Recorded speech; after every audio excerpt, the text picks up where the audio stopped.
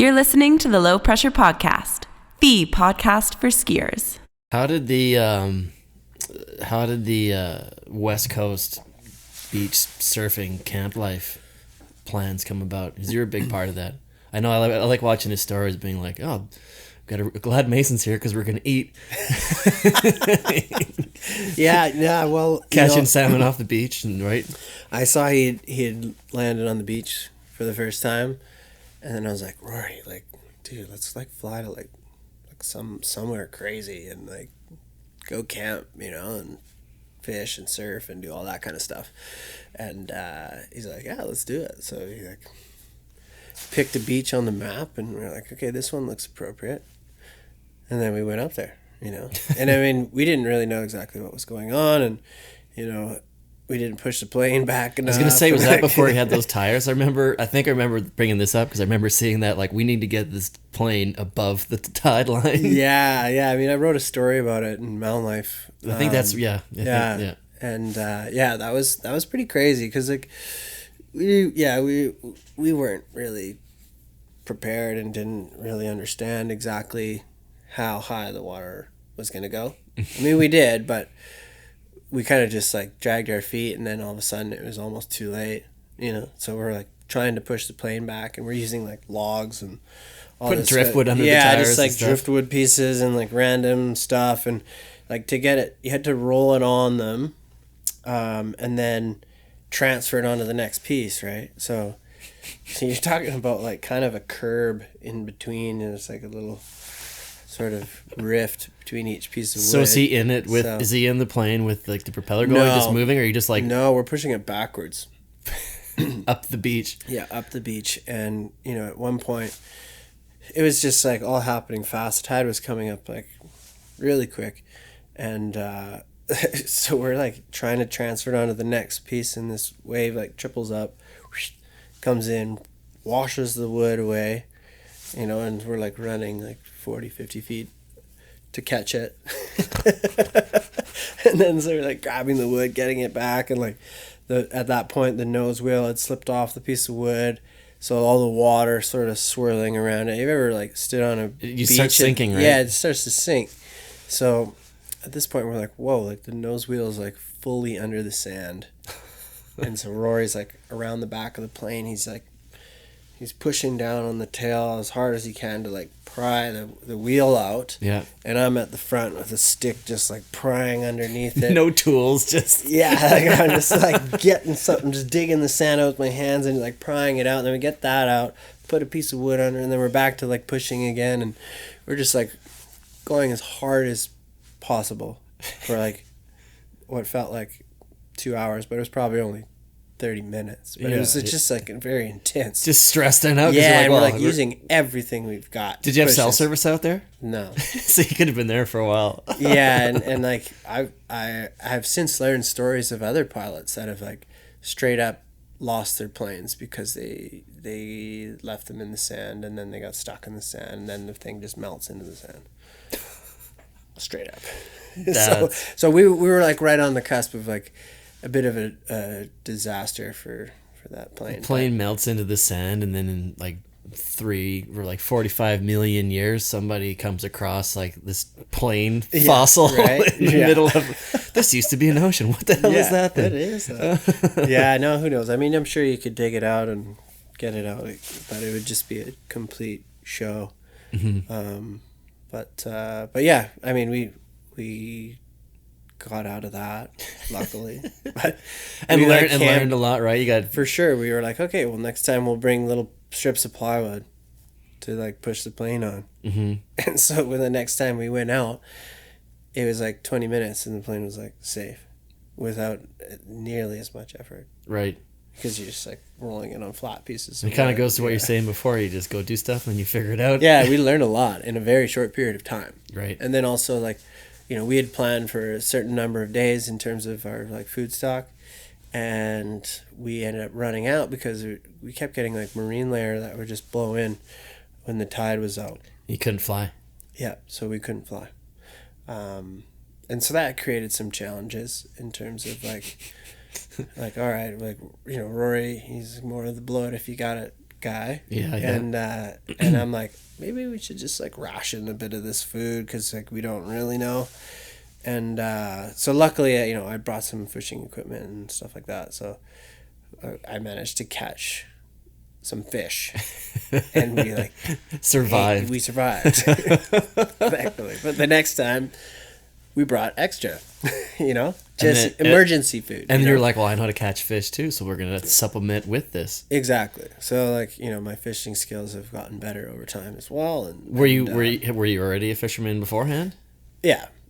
I've been fishing since I was a kid. You know. And off the beach at the ocean. Yeah, I mean, maybe not necessarily that, but yeah, I've definitely like done some fishing and in the ocean, and yeah, I was definitely like learning, but it was pretty cool, and like to go into such remote areas, the fishing is really good. Yeah. So it's like the best case scenario. You go harvest clams and stuff. Yeah. Weren't you doing like some spear fishing or something then as well? Or? Yeah. We've been spear fishing out there as well. And then there's like stuff you can harvest off the rocks, you know, gooseneck barnacles, mussels and things like that. And yeah, so it's like there's tons of food once you've kind of learned how to identify it.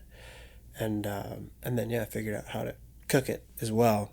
So I think that's another valuable skill. Is that kind of sounds like the dream for so many people. Let's just fly to a remote beach and just try and live off the land and just be around no one else and just have these little mini adventures. And yeah, I mean, I still think those are like some of the best adventures I've been on.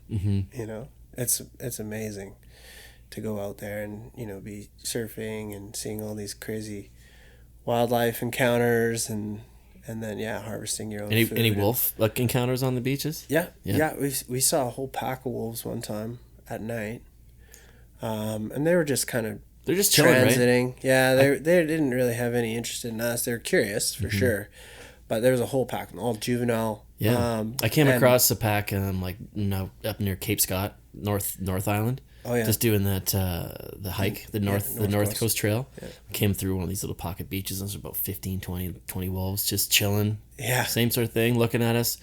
I'll get up, start to stretch, and slowly walk off into the woods. Maybe a couple sit and look at us, and then they walk away, and you're like, whoa! And then you walk past them, and you know every single one of them staring at you. You can just feel that energy. You're like, oh whoa. Yeah. No, it's pretty cool. And we've had like times where there's, you know, just like a single wolf that like comes by, like they'll like have like a scout wolf or whatever that kind of just like sniffs stuff out and then carries on. But she's like, hey fella. Yeah. Well, I guess like when he first landed on the beach and went camping with Stacy, he like woke up and Dexter, his dog, was just like playing with the wolf. Yeah. Wild. Yeah. And I mean, like Dexter has definitely got some wolf in her. I don't know how much, but she's definitely wild. Capable. Yeah. Right. Yeah. But yeah, it's cool. They're dogs. And like, yeah, even last summer we were boating around and camping on the beaches and we saw some wolves out there.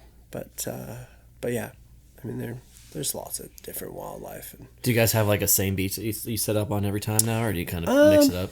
No, I mean, we definitely have like a few favorites, but I love that you can say that. Oh, we have a few favorite random super remote beaches off the west coast of British Columbia that we like to frequent. There's still so many. So it's like, you know, some are further to get to, more complicated, and then others are just a little bit more straightforward. And do you have like a specific mission every time? You're like, well, let's go to this one because it's got better surf, or that we can fish better on that one. Yeah, I mean, they definitely have like their different benefits, and it also depends on the swells and things like that. So like when you know like, oh, there's a big swell coming in, like let's fire up the plane and go surfing. For sure, I watch it. So you know, in the fall, I'm a pretty avid surfer, and like if I'm like, hey, like, you know, Rory, like this could be the swell for this wave, like we should probably go. And then you got a private wave. Yeah, pretty much. I mean, there's like occasionally you'll see other groups out there that have, you know, taken float planes in or got dropped off by boats or whatever. Like there's a lot of adventurous people out there, and we've met people from all over the world in some of these locations because it's, you know, it does take quite a bit of effort and sort of planning to get out there, and you're gonna, you'll see other adventures. Mm-hmm. And do you bring your camera to all these trips? All the time. Yeah. I usually bring all sorts of gear out when I go out on these things. But yeah, I try and capture it with the camera. I bring a water housing, etc., all the little trinkets. So I'm a pretty heavy load, but it's nice to come home with those memories and photographs and things like that. And are for those trips more for yourself than they are for, submitting to photo editorial or whatever? It's just more for me. Look what I was able to create. It's like art for yourself. For sure. Yeah. And shooting photos from the plane is also, it's such a nice way to see the landscape. Mm-hmm. So I think a lot of the photography work that I've created on those trips is more personal than anything, but it's not that it's not subjective to being sold as fine art or something like that. Yeah. But it's for you. Yeah, I typically don't go out there with those types of objectives. An intention for that, right? It's this is what you do, and this is what you enjoy. Yeah. Whether it's for work or for not. I like doing this because I like doing this. And we've definitely shot some stuff that was more for work, using that kind of trip as a model, but pay for airplane fuel, right? Yeah, and it's not cheap to do any of that stuff, for sure. But but yeah, no, it's definitely like I said, I hold those types of trips pretty close to my heart, just because they're so adventurous and enjoyable, and usually, every time we go out there, something special happens. You've been listening to the Low Pressure Podcast, the podcast for skiers. This has been a Redmark Media production.